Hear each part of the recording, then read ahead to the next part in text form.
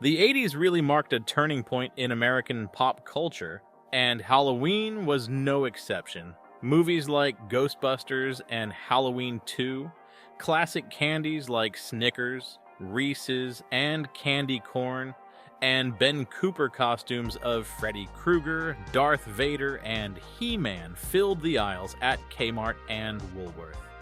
In this spooky and nostalgic video, we'll take a look back at why the 80s were truly the best time for Halloween. Stick around till the end. You might just uncover some nostalgic gems featuring the brands and characters that defined an era. Let's kick things off by taking a look at the films and TV shows that defined Halloween in the 80s. Back then, it wasn't just about the trick-or-treating. It was also about staying up late with your friends and being scared out of your wits by a good horror flick or Halloween special. Sure, everyone knows A Nightmare on Elm Street and Halloween 2, but let's not forget the other gems that turned many a sleepover into a scream fest. The Shining, 1980, still makes us second-guess walking down hotel hallways, and The Thing, 1982, had everyone wondering if their best friend was secretly an alien. Trust issues, anyone? Then there were the TV specials. Besides the classics like It's the Great Pumpkin, Charlie Brown, we had the lesser-known but equally creepy Mr. Boogedy, 1986, which had just the right amount of camp and spook to terrify an entire generation of kids. And let's not overlook The Midnight Hour, 1985, a made-for-TV movie where teens face zombies and witches. Because, of course, the 80s loved to mix every horror trope possible into one story. This era really set the stage for the love of all things spooky, and it's no wonder Halloween in the 80s feels so iconic.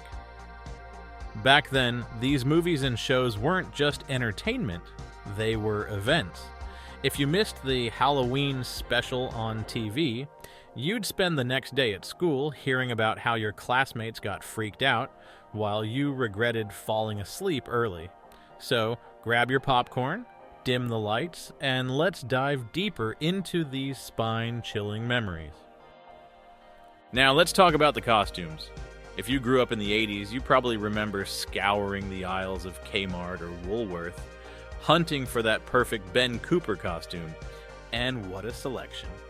You had everything from Freddy Krueger to Darth Vader, He-Man to Strawberry Shortcake, G.I. Joe, or Ninja Turtles. These costumes weren't exactly known for their comfort, though. Who could forget those plastic masks with tiny breathing holes that always seemed to fog up after 2 minutes? But hey, discomfort was a small price to pay to look that cool for a night.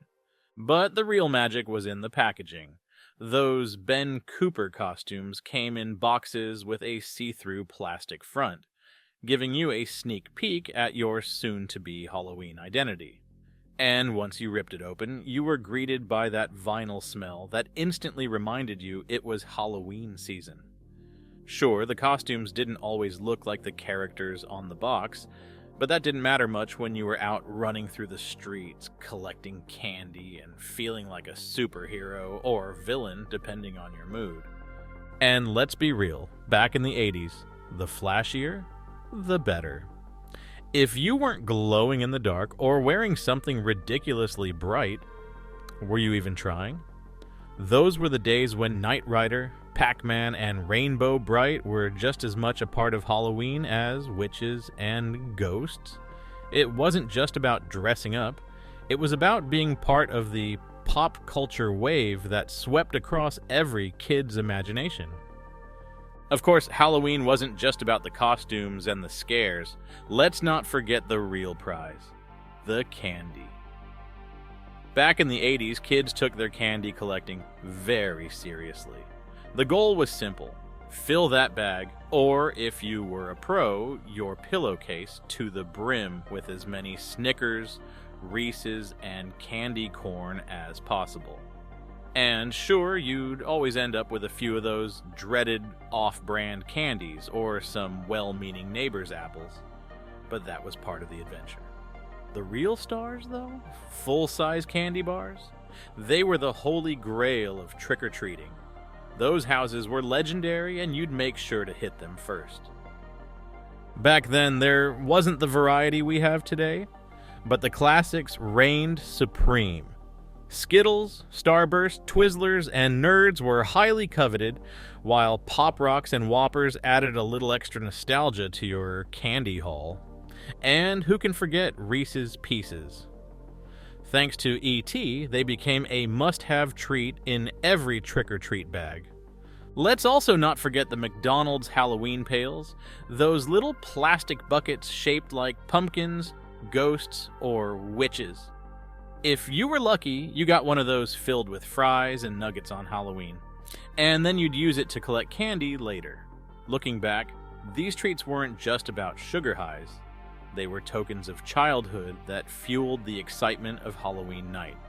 And let's be honest, trading candy with your friends at the end of the night was half the fun, figuring out who'd score the most Snickers while pawning off the candy corn. So whether you were a chocolate lover or a fan of fruity candies, Halloween in the 80s made sure every kid went home with a sugar-filled treasure trove that would last for weeks, or at least until your parents confiscated the best pieces.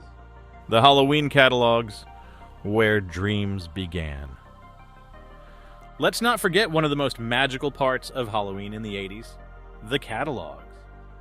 Before online shopping took over, those thick, colorful Halloween catalogs from stores like Sears, Kmart, and JCPenney were pure gold. As soon as October hit, kids everywhere would flip through the pages, circling their dream costumes and decorating ideas with excitement. Whether it was picking out the coolest Ben Cooper costume or scoping out plastic skeletons for the front yard, the catalog was the starting point of Halloween dreams. These catalogs weren't just about the costumes, they were about planning your entire Halloween experience. The pages were filled with everything from plastic pumpkins to fog machines, and the selection was nothing short of amazing. You could find everything from the scariest vampire fangs to those neon green spider rings that somehow made it into every goodie bag at school. And let's not forget the DIY costume kits for the crafty kids whose parents were determined to save a buck and make something at home. Flipping through those catalogs wasn't just a ritual, it was a bonding experience. Kids would sit down with their siblings, negotiate costume choices, and dream up the most outrageous, fun, and sometimes spooky looks. These pages also teased you with the best decorations, from black cauldrons to fake cobwebs and spooky window clings. The challenge was picking just one thing. There were just too many great options. And even if you didn't get to buy everything you saw, those catalogs fed your imagination and excitement for the big night. You could almost smell the vinyl of those costumes and hear the rustle of the plastic candy wrappers just by flipping through the pages.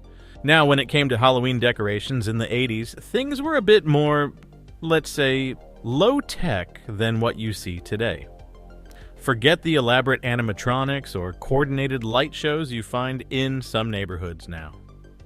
Back then, a few well-placed plastic pumpkins and a cardboard skeleton could transform any house into a haunted masterpiece. The decorations might have been simpler, but they had a certain charm that still sparks nostalgia for anyone who lived through it. Stores like Woolworth and Kmart were loaded with Halloween must-haves. Plastic jack-o'-lanterns, cotton spider webs, and those iconic paper skeletons with joints you could bend into weird poses. And let's not forget the glow-in-the-dark window clings, or the little plastic witches that hung from your porch. These decorations were cheap, cheerful, and could be used year after year. Some households even got creative, turning old sheets into floating ghosts or making gravestones out of cardboard. And for the overachievers, there were those houses that really went all out.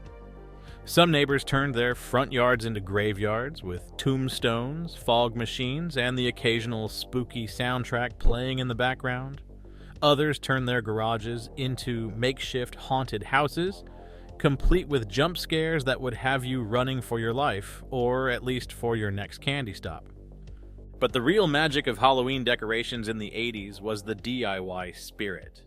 Families often made their own spooky displays, simple but effective.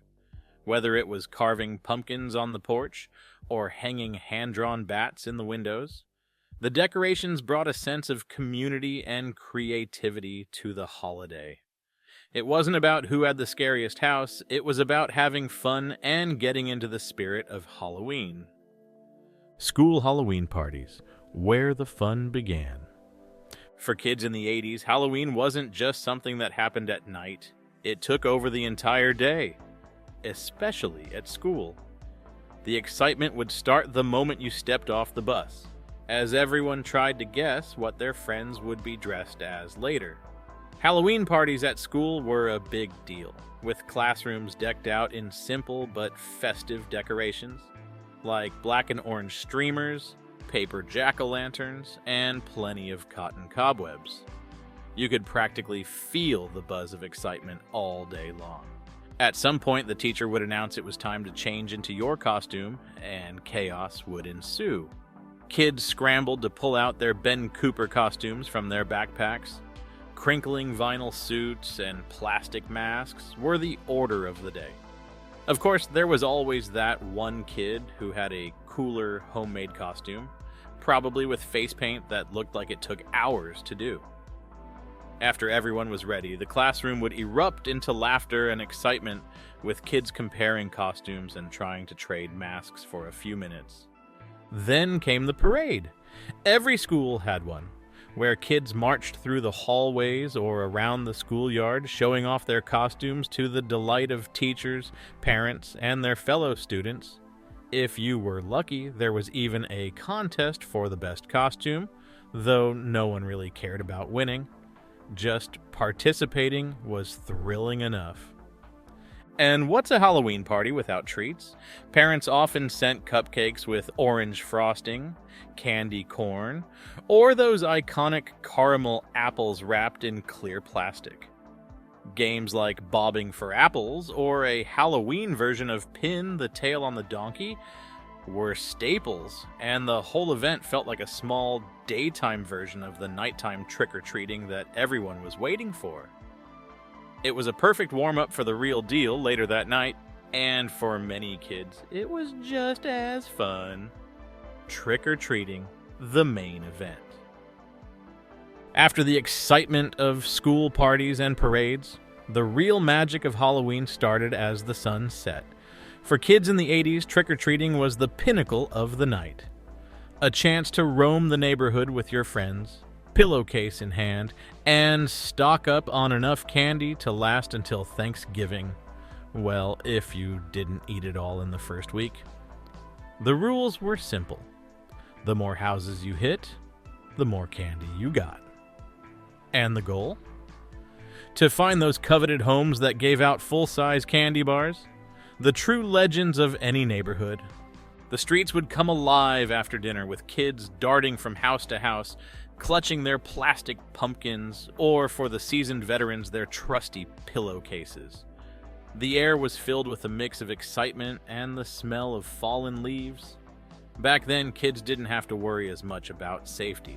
There were no official trick-or-treat hours, and it wasn't uncommon to stay out way past dark. Everyone knew the best houses, the ones with the spookiest decorations and the best candy, and you made sure to visit them first. The experience wasn't just about the candy, though. It was about the adventure. Every neighborhood had that one creepy house, the one you and your friends would dare each other to approach. It was all part of the thrill. And who could forget the endless trading sessions afterward? Back at home, kids would dump their candy haul on the floor, carefully sorting through it all and swapping with siblings or friends. I'll trade you 2 candy corns for a Snickers. It was the purest form of kid economy. Parents were always lurking nearby, mostly for safety, but also to snag a few treats for themselves. And by the end of the night, everyone went home exhausted, a little bit sticky from all the sugar, and with a bag full of memories. Now let's move on to the post-Halloween traditions, because for an 80s kid, the fun didn't stop when the candy ran out. For kids in the 80s, Halloween didn't end when the last piece of candy hit the bottom of the bag. Oh no, the real work and fun was just beginning. Once you were back home, the tradition of dumping out your candy stash and going through it began. The sight of a living room floor covered in Snickers, Reese's, Milk Duds, and those pesky candy corn pieces was a sight to behold. It was time for the great sort, separating the good candy from the candy corn, and creating your ultimate pile of sugary treasures. The candy sorting process wasn't just about organizing. It was strategic. You'd carefully lay out your best finds, then trade with your siblings or friends to get rid of the stuff you didn't want in exchange for the true gems. Full-size candy bars, packs of Skittles, or that lone Twix you managed to snag. These post-Halloween trading sessions were like miniature stock exchanges, with kids haggling over chocolate bars and trying to get the best deals. Everyone had their favorites, and candy negotiations could last well into the night. "I'll trade you 3 Smarties for your Kit Kat" was a common offer. Parents also played a role in this post-Halloween tradition, often swooping in with the classic candy tax. After all, supervising trick-or-treating is hard work, and they deserved their cut. Of course, many parents use this as a chance to grab their favorite treats while warning you not to eat too much in one sitting. Advice most kids promptly ignored.